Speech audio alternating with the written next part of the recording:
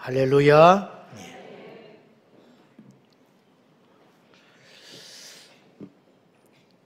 아담과 하와가 에덴 동산에서 선악과를 범함으로 범죄합니다. 겉으로는 선악과를 먹은 것이 죄처럼 보이나 근본적인 죄는 말씀을 어긴 것이 죄였습니다.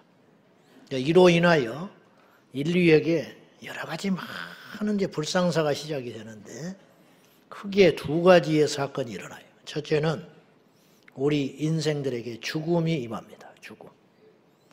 하나님이 분명히 경고했어요. 그것을 먹는 날에는 반드시 죽는다. 근데 먹는 순간에 죽었어요, 안 죽었어요? 안 죽었죠. 그럼 어떻게 된 거예요? 하나님이 거짓말할 리는 없어요. 죽은 건 맞아. 여기서 우리가 중요한 걸 하나 알아야 돼요. 죽음에 대한 시야와 정의가 하나님과 우리는 완전히 다르다는 거예요. 살아있지만 주님 볼 때는 죽은 자고 죽은 자 같지만 주님이 볼 때는 산 자가 있어요. 여러분은 어떤 상태냐는 거예요. 예수님 만나야 죽은 내 영혼이 살게 되는 거예요. 그래서 예수님이 이해 안 된 듯한 어려운 말씀을 하나 하셨어요. 나를 믿는 자는 죽어도 살겠고 나중에 부활한다는 말이에요. 이 말은 이해가 돼요. 그 다음에 따라오는 말씀이 무릇 살아서 나를 믿는 자는 영원히 죽지 아니하리라. 그러면 살아서 예수 믿는 사람은 안 죽어야 되거든요. 근데 죽어야 안 죽어요? 죽잖아요. 제가 장례를 수없이 치렀어요. 어느 날 장례식장에 가서 이 말씀을 한두 번 가지고 설교한 건 아니죠. 부활 설교해야 되니까. 근데 이 본문을 읽고 내 스스로 순간 이 말씀이 해석이 안 되는 거예요. 이걸 설교를 해야 되는데. 물론 내가 거론 안 하면 되지요. 부활만 막 외치면 되지. 근데 그냥 넘어갈 수 없었어요. 주님, 찬송을 부르는데 내 속에서 막 다급해진 거예요. 이분 예수님 잘 믿는 성도였는데 내가 아는데 나하고 오랫동안 곁에서 봤는데 이분은 분명히 천국 간 사람이 맞는 것 같아요. 내 기준에. 근데 이분이 죽었잖아. 예수 믿으면 안 죽는다고 그랬는데 왜 죽었지요? 내가 하나님 앞에 다급하게 화살 기도를 했어요. 혼자만. 그 순간에 주님께서 내 안에 감동을 주셨어요. 응답이. 네 눈에는 죽은 자로 보이느냐 그러시는 거야. 뭘 하나 얻어받은 것 같아서. 그렇구나. 내 눈에는 분명히 죽어서 장례를 치르고 있지만 주님 눈에는 이 사람은 죽은 자가 아니라는 거예요. 죽음에 대한 시야가 이렇게 다르구나. 누가 죽은 자냐? 죄 가운데 있어서 주님과 단절된 상태는 죽은 자구나. 그래서 에베소서 2장 1절에 너희는 죄와 허물로 죽었던 너희를 그가 살리셨도다. 죽었던 인간은 죽은 존재구나. 근데 죽은 존재가 예수님 만나면 살아나게 되는구나. 이제 그것을 더 정확히 알게 됐어요. 사람은 늙어서 죽는 거 아니에요. 죄 때문에 죽습니다. 두 번째, 아담과 하와가 범죄한 순간 인류에게 무엇이 임했느냐? 저주가 임했어요. 그래서 창세기 3장에 범죄한 인생들, 특별히 아담에게 이렇게 말했어요. 이제부터 땅이 가시와 엉겅퀴를 내게 될 것이다.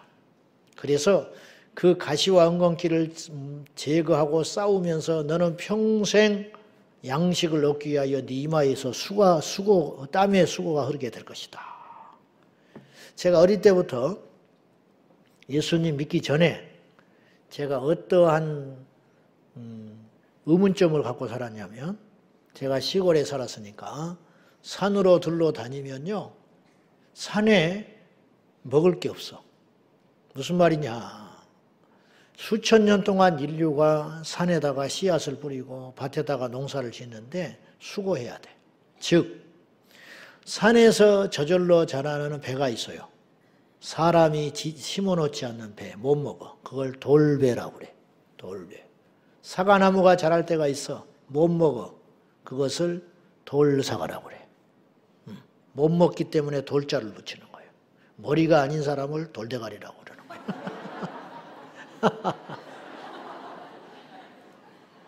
졸아서 내가 이 소리 하는 거예요. 그러니까 인간은요, 태어나서 죽을 때까지 계속 뭔가를 심고 거두고 심고 거두고 해야 돼. 신기하지 않아요? 좀 자연이 먹을 걸 좀 스스로 내면 안 되는 거예요? 근데 이 세상 만물이 죄로 인하여 가시와 엉겅퀴만 계속 내는 거예요. 밭과 논에서 끊임없이 잡초들이 솟아나기 때문에 하루만 돌보지 않으면 농사가 망쳐지게 되는 거죠. 다 성경대로 되는 것입니다. 지난주에 우리가 왜 북이스라엘에 가뭄이 시작됐느냐. 그냥 비가 안 오는 거지. 근데 그게 아니었어요. 이유가 있었어요. 죄 때문이었어요. 인생이 죄를 지으면 하늘이 닫히는 거야. 이걸 꼭 기억해야 돼요. 자, 이렇게 지금 북이스라엘이 말이 그렇지 3년이 넘도록 비가 오지 않고 하늘이 닫혀 있는데 온 세상이 흉흉해지고 그것뿐만 아니라 아합이 칼날을 갈고 모든 하나님의 백성들과 선지자들을 핍박하고 있을 때 선지자들을 보이는 대로 모조리 잡아다가 죽였어요. 이런 영적으로도 사회적으로도 경제적으로도 정치적으로도 혼란스러운 일대에 별처럼 빛나는 인물이 있었으니 바로 오바댜라고 하는 인물이었어요. 이분이 어떤 분인지 오늘 한번 찾아보겠습니다. 자, 3절 그리고 4절까지 읽어보겠습니다. 무슨 일을 했는지 시작. 오바댜를 불렀으니 이 오바댜는 여호와를 지극히 경외하는 자라. 이세벨이 여호와의 선지자들을 멸할 때에 오바댜가 선지자 100명을 가지고 50명씩 굴에 숨기고 떡과 물을 먹였더라. 오바댜에 대한 지식은 많지는 않아요. 근데 그 이름이 어떤 뜻을 갖고 있냐? 여호와를 경외하는 자라는 뜻을 갖고 있어요. 오바댜서라고 소선지서가 있는데 그 인물과는 달라요. 이름만 같을 뿐이야. 그 사람이 아니에요. 이 오바댜는 어떤 사람이냐? 아합이 왕으로 있을 때 궁궐을 맡은 자라. 그렇게 표현을 했어요. 자, 왕궁을 맡은 자. 그러니까 궁궐 살림을 다 맡아서 할 만큼 능력 있고 출중하고 아합 왕의 총애를 받는 인물이에요. 대단한 인물이에요. 총무 대신. 아무에게나 이런 걸 맡기지 않죠. 대단한 인물이에요. 이런 영특하고 이 대단한 인물인데 이 사람은 여호와를 경외하는 자였다고 성경에 표현하고 있어요. 그래서 하나님을 경외한 결과 어떤 행동을 하냐면 이 오바댜는 엄청난 일을 해요. 그건 뭐냐? 선지자들을 다 잡아들여서 죽이는 때에 선지자 100명을 구출해가지고 동굴을 마련하여 50명씩 나누어 가지고 그들을 보호하면서 물과 떡을 공급해줬던 인물이라는 거예요. 들키면 어떻게 되겠어요? 죽지요. 죽어. 근데 이 목숨을 걸었어요. 어디서 이런 용기가 나왔느냐? 오바댜가 막 거칠고 영웅호골이 아니에요. 엘리야를 만나서 대화하는 걸 보면 굉장히 겸손하고 자상한 사람이에요. 그런데 이런 용기가 어디서 비롯되었을까? 그것은 하나님을 무서워했기 때문에 이런 용기가 나온 거예요. 여러분, 하나님을 무시하는 자는 대단히 용기 있고 힘 있는 것 같으나 사람한테 꼼짝 못해요. 하나님을 무시하고 사는 자가 대단한 것 같지만 자기보다 조금만 힘을 가지고 강한 자를 만나면 꼬리 감추고 꼼짝 못해요. 그러나 진정으로 하나님을 경외하는 자는 사람을 무시하지는 않지만 사람을 두려워하지도 않습니다. 멋진 것이지요.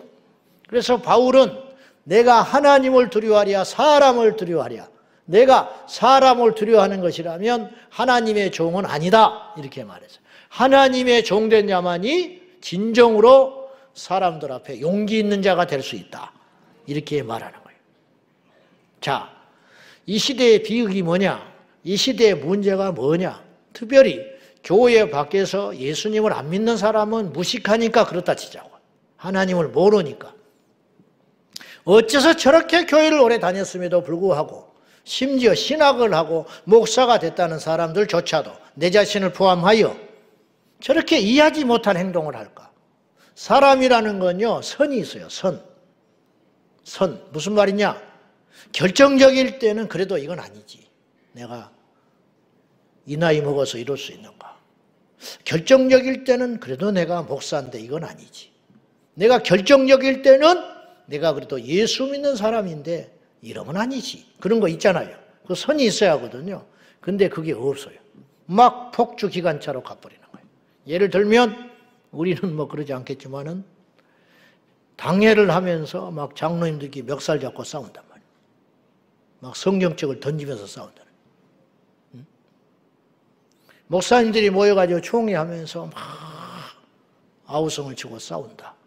안 어울리잖아요. 시장 잡배들도 아니고.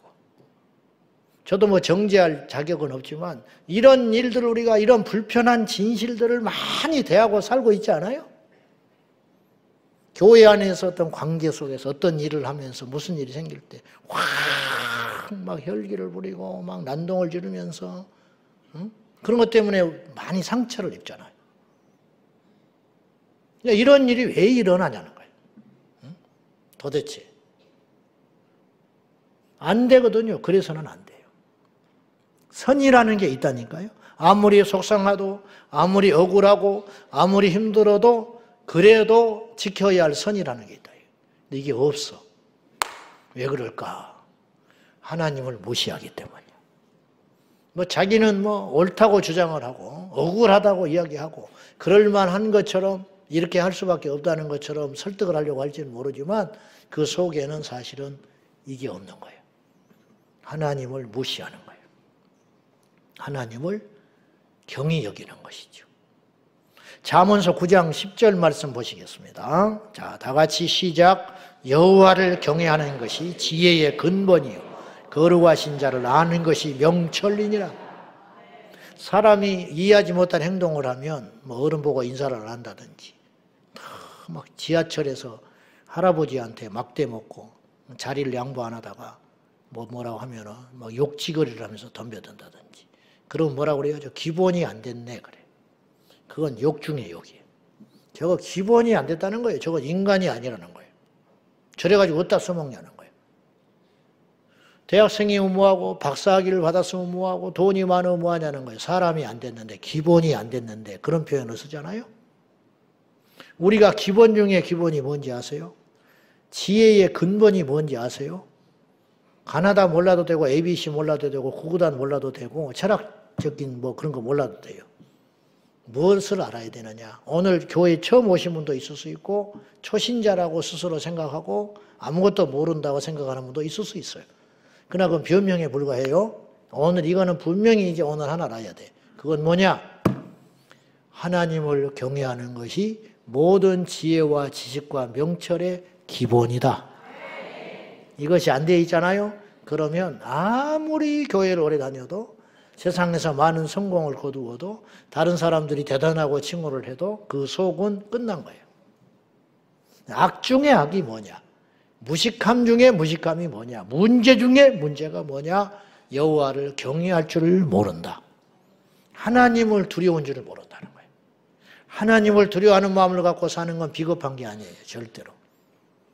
하나님을 경외하고 하나님을 두려워하는 마음을 간직하고 사는 것은 대단히 지혜롭고 안전한 길입니다. 성경에 보면 딱 알아요.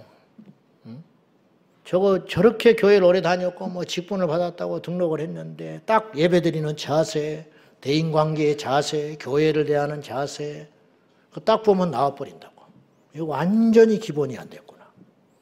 그러니까 몰라서 그러는 게 아니에요. 하나님을 경외하는 법을 몰랐다는 거예요. 그 지혜가 없기 때문에 와장창 무너지는 거예요. 와장창. 신학할 때 체프를 일주일에 2-3번 씻고 의무적으로 드렸어. 지금 전도사님 주일마다 가서 애들한테 예수 믿자고 막 목에 핏대 세우면서 설교하고 그런 친구들이에요. 반바지 입고 슬리퍼 지지직 끌고 와가지고 성례책도 없이 덜렁덜렁 해가지고 예배 시간에 늦게 와가지고 뒤에 발 꼬고 딱 앉아가지고 아예 잘 준비하고 예배 드리고 나간다고. 하나님 경외하지 않잖아요. 어디다 써먹을 거예요? 장학생을 받으면 장학생이면 뭐하고 처세를 잘하면 뭐하고 설교를 잘하면 뭐하고, 기도 인도를 잘하면 뭐하고, 목회를 잘하면 뭐할 거예요. 어디다가 써먹겠어. 이제 결국은 어느 순간에 드러나 버려요. 그리고 하나님께 비참하게 버림받게 되는 거예요. 우리 하나님이 그렇게 만만한 분이 아니라는 거예요. 이것이 없기 때문에 한국계 위기라고 나는 생각해요. 그럼 왜 이런 일이 벌어졌냐? 안 가르쳐줬어. 듣기 싫으니까. 교회에 와서 좋은 소리만 듣고 가고 싶거든. 교회 떠날까 봐. 그래서 이 지경, 이 엄청난 망나니들이 생기기 시작한 거예요. 영적 망나니들이. 성경에 여호와를 멸시하고 무시했다가 전부 마지막에 망할 길로 가는 거예요. 홈리와 비느하스. 제사장이었지만은 하나님을 멸시한 결과 입에 담지 못할 행동들을 했어요. 여호와의 제물을 훔쳐서 먹고 성막에서 시중드는 여인들을 겁탈하고 모르면 그럴 수 있지만 이방인들이라면 침입해서 그런 짓을 할 수 있지만 여호와의 제사장이 어떻게 그렇게 할 수 있냐. 하나님을 무시한 거예요. 전쟁터에 나가 죽었잖아요. 아합과 이세벨 어떻게 끝났는지 아세요? 아합은 여호와를 아는 자예요. 이스라엘 혈통을 가진 유대인 왕이니까. 근데 하나님 대놓고 무시했어요. 그래서 온 북이스라엘 우상 숭배 만들고 하나님의 선지자를 잡아다가 죽였잖아요. 하나님 무서운 줄 모르니까 이런 일 했지요. 나중에 이의 마지막이 어떻게 됐는지 아십니까? 그냥 겁주는 소리가 아니에요. 성경이 눈이 있으면 읽어보라 이 말이에요. 엘리야가 이렇게 선포했어요. 참다 하나님께서 말씀 주셔서 아합은 어떻게 마지막이 되느냐?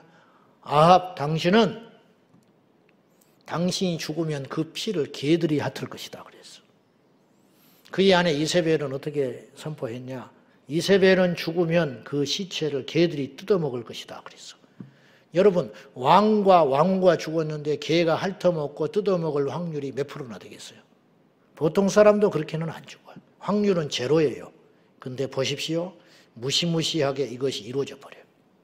어느 날 남유다 왕과 연합해가지고 아람 제국과 전쟁을 하게 됐는데 북이스라엘 아합 왕이 미가야 선지자가 이번 전쟁에 나가면 진다 그랬어. 근데 그 말을 무시하고 하나님의 말씀을 무시하고 나갔다가 근데 나갈 때 찝찝하거든요. 그래서 자기가 왕인 것을 숨겨요. 왕의 갑옷을 입지 않고 일반 사병의 갑옷을 입고 나간다고. 자기가 타겟이 될까 봐. 그런데 이 하나님의 섭리를 보시오. 아람 병사 하나가 무심코 왕을 노리고 화살 쏜 것도 아니에요. 그냥 무심코 화살을 하나 날렸어. 근데 화살이 슉 날아가가지고 하필 많고 많은 사람들 중에 아합 왕에게, 그리고 아합이 갑옷 입고 있었잖아요. 갑옷 사이 솔기로 쑥 들어가가지고 화살이 꽂혀버렸어. 확률이 몇 프로나 되겠어. 근데 빨리 치료를 받아야 되잖아요. 근데 포로로 포위 당해가지고 전쟁이 격렬해서 못 빠져나오고 시간을 놓쳐요. 그래가지고 과다 출혈로 죽고 말아요. 그래서 이 아합 왕을 사마리아에 묻고 그가 흘린 피를 씻기 위하여 사마리아 창기들이 머물 수 있는 우물가에 가서, 그것도 이상한 거잖아. 왜 꼭 거기 가서 씻냐 이 말이야. 근데 거기 가서 씻으니 물과 피가 섞여가서 흘리는데 그 피를 개들이 와서 핥아먹어요. 그대로 성취돼 버렸어요. 그의 아내 이세벨은 나중에 살다가 악행을 저지르다가 엘리사가 기름 부어 세운 예후가 왕이 돼가지고 이세벨과 대치하다가 이세벨을 궁궐에서 4시가 밀어떨어져가지고 땅에 떨어져서 피가 튀어서 죽어요. 그리고 예후는 들어가서 잔치를 해버려. 그 사이에 잔치하고 나서 이세벨의 시체를 거두오라고 그랬더니 그 사이에 개들이 사체를 다 뜯어먹어버리고 두개골과 손과 발만 남았어요. 하나님의 말씀이 그대로 성취됐어요. 근데 왜 이런 일이 벌어졌느냐? 그것은 정치를 못해서 그런 것 같고 백성들의 원성을 사서 그러는 것 같고 전쟁터에 나가서 우연히 그렇게 죽은 것 같지만 그게 아니었다는 거예요. 하나님을 멸시한 자의 대가를 치르게 된다는 거예요. 근데 이들은 정작 하나님께 그리하여서 죽는다고 알았을까요? 몰랐을까요? 몰라요. 왜? 하나님의 심판이라는 것은 너무도 자연스럽게 일어나기 때문에. 오늘 이 시대도 마찬가지.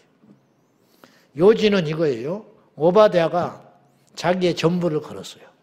이 사람은요, 타협만 하면 능히 편안하게 살 수 있는 사람이에요. 왕에게 총애받고 궁궐 살림 다 맡아가면서 떵떵거리면서 자기한테 아부하는 사람, 청탁하는 사람 요지에 딱딱딱 심어주면서 그렇게 정치 행위하면서 호의호식하고 좋은 가문과 사돈 맺어가지고 자손 번성하면서 얼마든지 살 수 있는 사람. 그러나 오바다는 그렇게 살 수 없었어요. 이유가 뭔지 아세요? 객기 부린 게 아니에요. 하나님 무서워서 그렇게 못 살았어요. 그래서 그가 한 행동이 뭐냐? 선지자들을 목숨 걸고 지킨 거예요. 그래가지고 100명의 선지자를 50명씩 흩어가지고 동굴에다가 집어넣고 먹이고 지켜줬다. 이것도 미스테리한 일이고 기적 같은 일이야. 지금 천하가 3년 넘도록 가뭄 들어가지고 물 한 방울 못 구해요. 왕이 지금 물 찾으러 다니잖아요. 체면 불사하고. 왕이 물 찾으러 다니고 있었어요. 근데 물을 어디서 구합니까? 목초지가 다 말라버리고 양떼들이 다 죽어나가는데 먹을 것을 어디서 구해서 떡을 만듭니까? 사르밧 과부가 밀가루 한 움큼 그리고 기름 한 사발 가지고 떡 해먹고 죽으려다가 엘리야 만나가지고 살아나잖아요. 지금 온 세상이 그렇게 위기예요. 근데 이 50명씩 100명을 무슨 수로 먹입니까?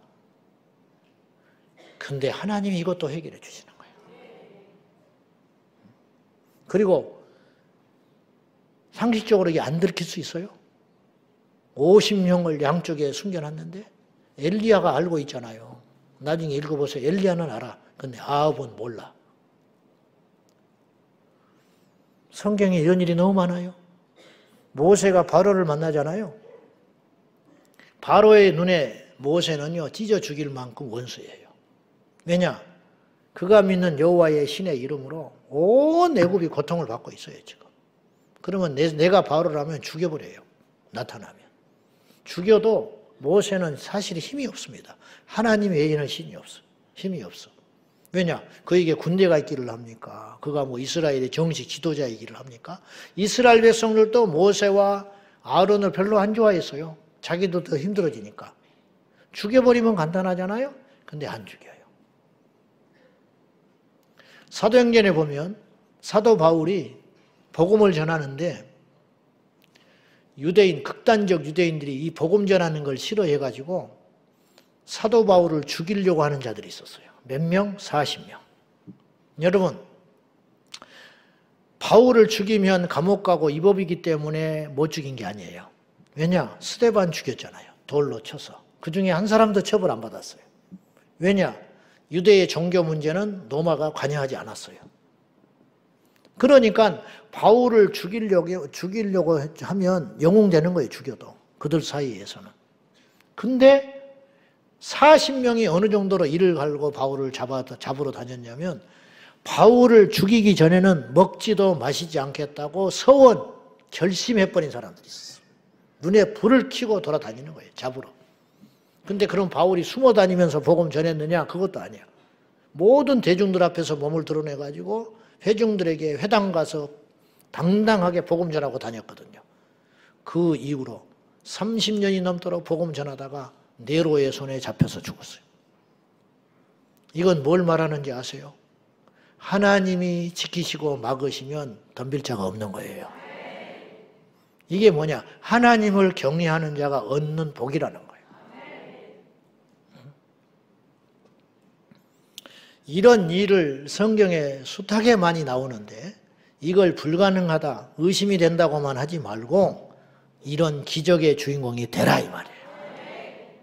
오늘 이 본문에서 오바댜의 이런 행동들을 통해서 우리가 배울 게 있어요. 첫째, 오바댜는 절망 중에도 미래를 준비할 줄 아는 사람이었어요. 지금 현실은 캄캄합니다. 엘리야도 그렇고 오바댜도 그렇고 너무 외롭고 힘든 싸움을 하고 있는 거예요. 자기 편 한 명도 없어요. 여호와 하나님을 믿는다고 적극적으로 표현도 못해요. 하나님 편에 서면 죽습니다. 하나님의 선지자들이 지금 다 죽어나가는 형편이에요. 법도 없고 상식도 없어요. 그냥 아합이 이런 폭정을 하고 다니고 있었어요. 현실은 캄캄했어요. 어느 것 하나 성한 것이 없었어요. 온 이스라엘의 이세벨의 보호를 받는 바알과 아세라 선지자의 천국이야. 그런데 오바댜는 그런 절망적인 순간에도 자기가 죽고 난 다음에 이스라엘을 재건하기 위하여 어떻게 된지는 모르겠지만은 미래를 준비했는데 그것이 무엇이었냐? 선지자 100명을 지켜내는 것이었다는 거예요. 엄청난 일을 한 거예요. 훗날에 엘리사가 선지학교를 세워가지고 선지자들을 키워내거든요. 아마 이들의 씨앗이 남았기 때문에 그것이 가능한 일인지 몰라요. 우리나라가 이대로 10년, 20년 후가 되면 어떻게 될까? 제가 그 이야기를 자주 했습니다. 지방에 지금 대학생들이, 입학생들이 줄어들고 문을 닫냐 마냐 이렇게 이야기하냐. 신학대학도 더 큰 타격을 받아가지고 지난번에 지방에 갔더니 지방에 있는 그 신학대학원생, 대학원생 한 학기 학생이 3명이에요, 3명. 앞으로 이제 전도사 안 한다는 거예요. 목사 안 한다는 거예요. 신학을 해서 목사가 돼도 장래가 캄캄하니까 입학생들이 줄어요, 지방에. 나가서 뭐 할 게 없다. 목사가 되면 많이. 교회는 어렵고 출산이 줄고. 이 젊은 친구들에게 계산이 빠르니까 그 길을 안 가려고 하는 거죠. 그러니까 죄송한 이야기지만 질이 떨어지고 있어. 정신도 문제고 마음도 문제고 믿음도 문제야. 그러다 보니까 사역이 현장에서 약화가 일어나기 시작하는 거예요. 전도사 안 하려고 그래요. 품귀 현상. 전도사를 못 구해서 난리야. 없으니까. 그럼 왜 그렇게 없냐? 학생이 모자라서 그런 건 아니야. 지금은. 뭐냐? 안 하려고 그래. 왜? 돈 100만 원 받고 일주일에 2-3번씩 쫓아다닐 수 없다 이거야. 그럴 바에는 아르바이트 하면서 학교 마치는 게 낫다. 그런 썩어 빠진 정신머리를 가지고는 하나님께 쓰임받을 수 없어요. 근데 지금 이렇게 된 거예요. 지금 교회에서부터 무너지고 있는 거예요. 그래가지고 나중에 처세 잘하고 어째 해가지고 목사 됐겠지. 그러면 어쩌자는 거예요 도대체. 그 양들은 어쩌자는 거예요. 제가 좀 말이 좀 과격해서 죄송한데 지금 불편한 진실이에요 이게. 지금 불편한 진실. 회피할 수 없어요. 목사가 사라져요. 교회가 사라지지. 영국에 자국민 목회자가 부족해가지고 왜 목사가 없겠습니까만 무슨 말이냐면 깨어있는 목사가 없어요. 토마스 선교사를 보내준 영국 교회가 영국인 목회자를 못 구해가지고 한국 사람이 목회하고 있어요. 이게 좋은 일처럼 보이지만 비극이라는 거예요. 비극. 깨어있고 제대로 된 목사를 못 구해가지고 서구 자유주의 신학에 다 무너져가지고 그런 목회자들이 목회를 하니까 교회가 다 쑥대밭되고 영혼들이 다 죽어나가니까 안 거예요. 그래서 한국교회 SOS를 보내고 있는 거야. 성령 충만한지는 알아. 한국 목사가 아직도.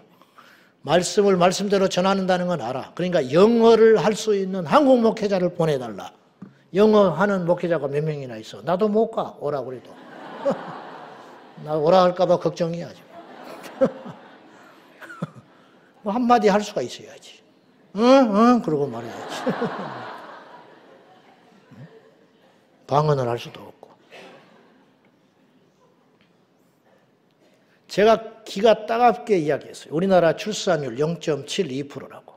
작년 연말 0.72%. 작년 연말 4분기 0.68까지 떨어졌어요. 평균치가 0.7이었으니까 올해는 제 짐작에 0.65 정도 될 것 같아요. 이게 얼마나 심각한 소리냐. 미국의 일론 머스크가 사우스 코리아를 걱정해요. 인구 소멸 국가가 된다 앞으로. 자기 걱정이나 하지 왜 한국을 걱정하는지 모르겠는데 한국이 인구 세계에서 제일 빠른 속도로 인구가 없어질 나라다. 일론 머스크는 걱정을 하는데 우리는 걱정을 안 하고 있어요. 이 나라의 정치인들은 걱정을 안 하고 있어요. 출산율이 바닥을 치고 있는데 전혀 손 놓고 있어요. 뻘짓이나 하고 앉아있지. 출산율이 0.72%라는 말은 무슨 말이냐면 두 사람이 결혼을 하면 7명 낳는다는 거예요. 저기 0.7명을 낳는다는 거예요. 20명, 그러니까 10쌍이 20명이 결혼을 하면 합계 출산율 10쌍이 결혼을 하면 20명을 낳아야 본전이에요.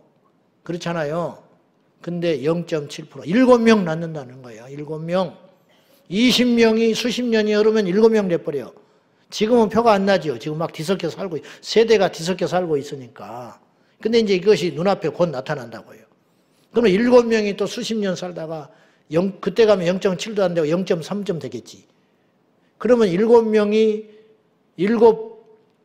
세 쌍이 결혼을 하면 1명이나 2명 낳는다는 거예요. 그래서 이 지구상에서 우리 대한민국이 없어져 버린다는 거예요.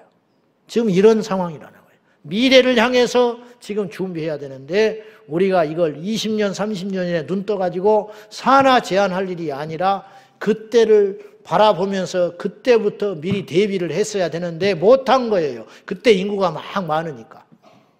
미래를 못 내다본 거예요. 그래서 계속 출산율을 저하시켜가지고 예비군 훈련 가면 수술시켜가 얘 못 낳게 해버리고 두셋 있는 사람은 집도 안 줬어요. 옛날에 전세.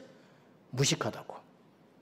그렇게 어리석은 때가 있으니 그것의 결과로 오늘 우리가 이런 지경이 된 거예요.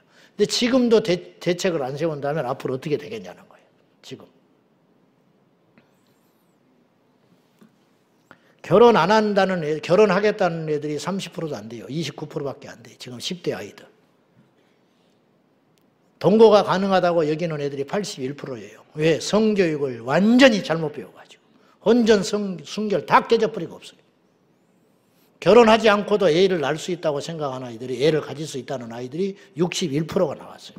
이게 얼마나 무시무시한 이야기인지 알아요? 도덕과 윤리가 땅에 떨어져 버렸다는 거예요. 이런 소리 자체를 세상에서는 하면은 완전히 구시대 퇴물 취급받는 세상이 됐어요. 마귀가 지금 이런 가치관을 우리 아이들한테 무지무지하게 심어놓고 있어요. 신학대학 총장이 나를 만났는데 그런 이야기하는 거예요. 목사님, 신학을 해서 목회자가 되겠다고 하는 아이들도 중고등학교에서 완전히 잘못된 인권교육을 받고 와가지고 정신이 제정신이 아니라는 거예요. 걔들을 교정시키는데 너무너무 힘들다는 거예요. 끝까지 안 바꾸고 목사가 되니까 나중에 동성애 찬성, 동성애 축복하는 괴물 같은 목사들이 나오기 시작하는 거라는 거예요. 이게 교육의 효과라는 거예요. 나쁜 교육의 효과. 속의 DNA까지 완전히 마귀가 사로잡아 버려가지고 미래를 박살내버리는, 미래를 파괴하려는 전략들을 지금 마귀가 쓰고 있는데 우리는 손 놓고 있다는 거예요. 오바다는 그것을 준비하는 자였다는 거예요. 선지자들의 싹이 마르면 안 된다. 그래서 목숨 걸고 지키려고 했어요. 오바다는 두 번째로 구체적이고 전략적으로 행동했어요. 오늘 오바다의 행동을 보세요. 왜 50씩 나눴을까? 한쪽이 들통나면 한쪽이라도 지키려고 하는 전략이라. 굉장히 치밀한 사람. 무턱대고 하지 않았어요. 뭐 하나님이 알아서 하시겠지. 그런 사람이 아니에요. 어찌 보면 믿음 없는 것처럼 보이기도 해요. 뭐 하나님이 어련히 지켜주시겠냐. 우리가 이제 게으름을 자꾸 그런 식으로 미화시키거든요. 그렇잖아요. 뭐 포괄적 차이고 하나님이 지켜주시는데 이나가 설마 그렇게 되겠냐고. 굉장히 믿음 있는 소리 같죠. 게으른 소리예요. 그게 아무것도 안 하고 그냥 숟가락만 얻겠다는 소리예요. 그런 무책임한 소리가 어디가 있어요. 그런 무책임한 소리가.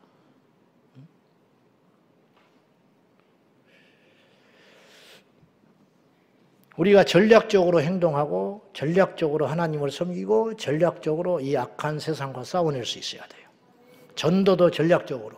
포괄적 차별금지법 막자고 하면서 보세요. 동성애는 죄다. 이건 교회에서나 하는 이야기예요. 여러분 밖에 나가서 동성애는 죄예요. 그러면 한 사람도 안 들어. 왜냐? 마귀가 죄를 문화로 둔갑시킨 지 오래됐기 때문에. 동성애는 죄요. 그러면 저거 예수쟁이구나. 그리고 귀 닫고 지나가는 거예요. 젊은이들이. 안 들어요. 그러니까 그렇게 말하면 안 되고 당신들의 아이를 지켜라. 이렇게 말을 해야 돼요. 이게 동성애하고 무슨 상관이 있냐고요? 성전환이 마음대로 왔다 갔다 하면 어떡할 거예요?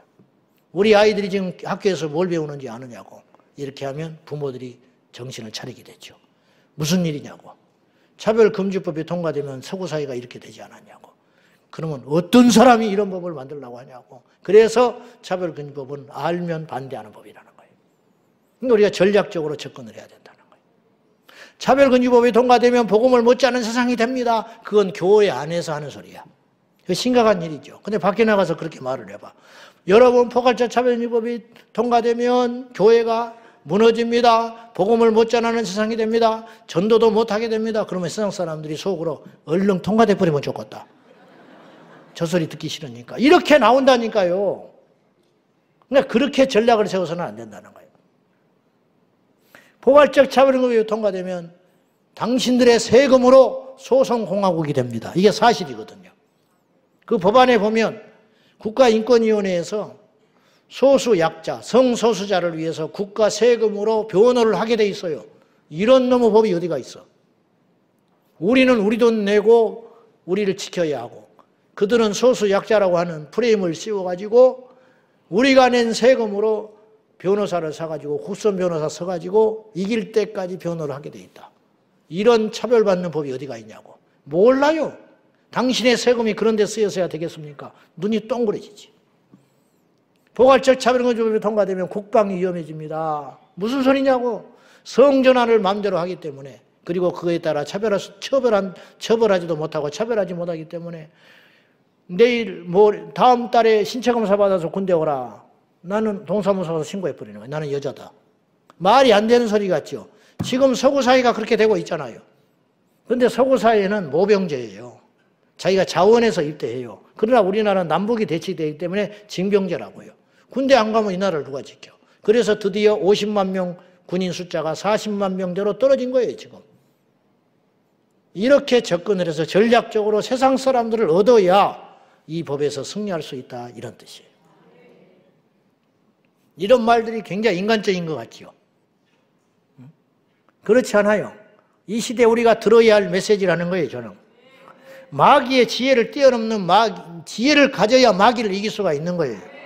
잠언서 24장 6절 보십시다. 다 같이 시작. 너는 전략으로 싸우라. 승리는 지략이 많음에 있느니라. 전략적으로 싸우라는 거예요. 성경에 그렇게 써 있어요. 믿음 없이 그냥 나가면 되는 것이지 주님만 바라보고 나가면 되지. 그거는 전략이 없다라는 뜻도 되는 거예요. 이 말씀은 다른 번역 성경에 이렇게 써 있어요. 너는 지혜로운 계책이 있을 때에만 전쟁으로 싸우라. 지혜로운 계책 방법이 없으면 전쟁 나가지 말라는 거예요. 지니까. 이게 주님의 명령이에요. 여러분 알다시피 낙태 문제, 이번에 미국 대선에서도 그것이 큰 이슈였지만 해리스는 여성의 자기 결정권이라고 하는 논리를 내세워가지고 낙태를 자유롭게 해야 된다. 이게 어떻게 보면 참 맞는 말 같지만 무책임한 말일 수 있어요. 내 몸이니까 내가 한다. 내 마음대로 낙태를 하든 자유연애를 하든 자살을 하든 안락사를 하든 놔둬라. 하나님을 무시하는 거예요. 그 생명을 누가 줬는데? 자기가 동정녀야? 자기가 혼자 임신을 했어? 그건 책임이 아주 무책임한 거예요. 미국에서는 1800년 때부터 낙태가 시행됐어요. 몰랐던 거예요. 그래서 이게 이제 굉장히 큰 이슈들이 막 되기 시작한 거예요. 미국 사회에서. 교회에서 낙태 문제를 거론하는 게 불편한 이유가 우리나라도 과거에 산하 제한 정책으로 인하여 낙태를 죄의식 없이 막 했어요. 이 중에도 계세요. 그래서 목사님들이 성도들이 괴로워하니까 이 문제를 거론을 안 하는데 여러분 하나님 앞에 회개하고 다 정리했으면 주님은 끝난 거예요. 우리에게 그거 묻지 않아요. 그러나 우리 후대 우리 자녀들을 위해서 이거 분명히 들으셔야 돼요. 그리고 분명히 가르쳐야 돼요. 따라 나는 무지해서 나는 하나님을 믿으면서도 불구하고 이런 죄를 저질렀다. 그러나 너는 안 된다. 이렇게 가르칠 수 있는 용기가 있어야 한다고요. 이기복 교수님이 그 고백을 하지 않습니까? 울면서. 지난번에 김양재 목사님 남편이 산부인과 의사였는데 돌아가셨는데 그분이 수없이 낙태를 했다고 고백하지 않습니까? 무지하니까. 예수 믿으면서도 그렇게 한 거예요. 그래서 미국에서 1800년대부터 이 낙태 문제가 첨예하게 대립하다가 계속 원수마귀가 공격을 해가지고 마침내 1973년에 미국 연방대법원에서 낙태가 합법화됐어요. 여성의 권리다. 이때 미국 보수주의, 복음주의 미국의 교회들이 통곡을 했어요. 이렇게 판이 벌어져 버리는 거예요. 마귀가 야금야금 집어삼키더니 미국 사회를 이렇게 만들어 버린 거예요. 그때 복음주의 목사님들이 몇 사람이 뭉쳐가지고 통곡을 하며 기도하면서 이 판을 바꿔야 된다. 지금도 늦었다고 생각하지만 이제부터라도 준비하자. 까지 기도하고 젊은이들을 깨우고 사람들을 키워낸 결과 어떤 일이 벌어졌느냐. 지난 2022년 트럼프가 1기 정권 집권할 때 대법원 판사들 6명을 집어넣어놨는데 그들이 알고 봤더니 보수주의 기독교 사상에 입각한 대법원들이 들어가가지고 정체를 숨기고 있다가 2022년에 낙태법을 다시 이 법으로 만들어버리는 일이 발생을 한 거예요. 마귀가 그냥 깜짝 놀래버린 거지. 진보 진영이 그냥 완전히 뒤통수 얻어맞아 버리는 거예요.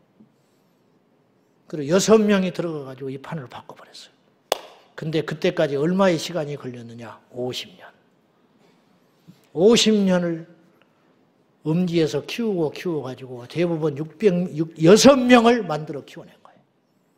하나님께서. 6명의 제대로 박힌 대법원 판사를 만들기 위해서 수백 명이 길러졌을 거 아니야. 그 중에 뽑혀서 6명 만들어낸 거 아니에요. 우리나라는 지금 거꾸로 됐어요. 저는 지난 30년이 한국계 잃어버린 30년이라고 감히 생각해요. 큰 교회는 자기 안에 있는 문제, 누가 장로 될 것이냐, 누가 이런 것만 잔뜩 신경 쓰고 있다가 배가 부르니까 그 돈으로 건축하고 그래도 돈이 남으니까 기도원 짓고 그래도 돈이 남으니까 묘지 사고 그러는 사이에 교회가 죽어가고 있는 걸 눈치를 못 채고 있다가 이제서 정신 차려보니까 교회 안에 젊은이들이 있어야지. 몇천 명씩 모이는 교회도 청년 20명 앉아가지고 맥없이 앉아가지고 그것도 절반은 술 처먹고 돌아다니고 뭐가 있어야 뭘 해보지. 지금 이런 판이 돼버렸어요. 그래서 우리나라 대법원 판사들이 지난번에 7월 18일 날 건강보험 피부양자 얼토당토 않는 판결이 떨어져 버렸잖아요. 그것도 압도적으로 9대4. 대법원을 포함해서 9명이 하나님을 배역해버린, 대적해버리는 판결을 낸 거예요. 질 거는 꿈에도 상상 못했는데 져버린 거예요. 왜 그러냐? 마귀가 30년 동안 이를 갈고 사람을 키워낸 거예요. 그래서 젠더 법학회, 우리 법학회, 개혁이라는 이름으로 소수자를 보호하자는 이름으로 그럴듯한 것처럼 속아가지고 저들은요 사탄의 손에 휘말려가지고 그는 악한 짓을 하고 있는지도 모르고 있어요. 지금까지. 자기들은 의로운 줄 알아. 소수자 보호하겠다고. 그들 중에 상당수는 교회, 집사, 권사, 장로들이에요. 그런데 성경을 대적하고 있어요. 책임이 교회에 있어요. 목사에게 있어요. 이렇게 깨우질 않고 말을 안 해주니까 교회 오면 신자지만 밖에 나가서는 그냥 세상 법대로 살아가는 거예요. 세상 법대로 정치하고 세상 법대로 가르치고 세상 법대로 장사하고 세상 법대로 사업을 하는 거예요. 그래서 이 세상이 이렇게 기독교인들이 많은데도 전혀 세상이 안 바뀌고 있다는 거예요. 너희는 가서 모든 족속으로 제자를 삼아 너희는 가서 세상에 빛이 되고 소금이 되라. 못하고 있는 거예요. 못하고. 힘이 있는데도 불구하고. 마귀가 우리말 법학계, 우리 법학계, 젠더 법학계라는 게 얼마나 무서운 말이에요. 동성애를 옹호하고 지지하는 자들의 모임이에요. 교회, 성도, 집사인데. 그래서 올라가가지고 딱딱딱 통과시켜버리는 거예요. 그런데 그러면 다른 사람을 대법원 판사를 시키면 되지 않느냐? 안 시키는 것도 있고, 없어. 하나님을 제대로 믿는 정신 제대로 박힌 판검사가 없어. 왜 그렇게 됐느냐? 오바다가 없었기 때문에. 이제라도 늦지 않았어요. 이런 설교를 들어야 돼요, 여러분.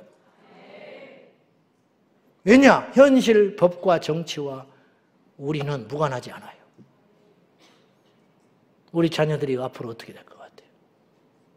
이 땅의 교회는 어떻게 될 것 같아요? 우리 교회 없어지고 있어지고의 문제가 아니에요. 이 나라는 어떻게 돼요? 우리는 믿음 버티다가 천국 가면 그만이다니까요. 내가 누차 말하지 않았어요. 그것도 믿는다고 전제할 때. 이 땅에 버려진 우리 자녀들은 어떻게 할 거예요? 우리 고립 친척들은 어떻게 할 거예요? 결론입니다.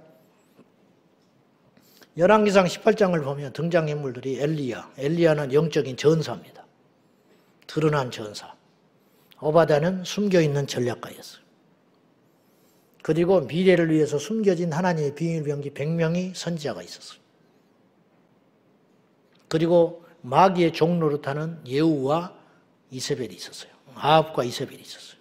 그리고 그 중간에서 이러지도 못하고 저러지도 못하고 비유 맞추고 살아가는 99% 무지한 이스라엘의 백성들이 있었어요.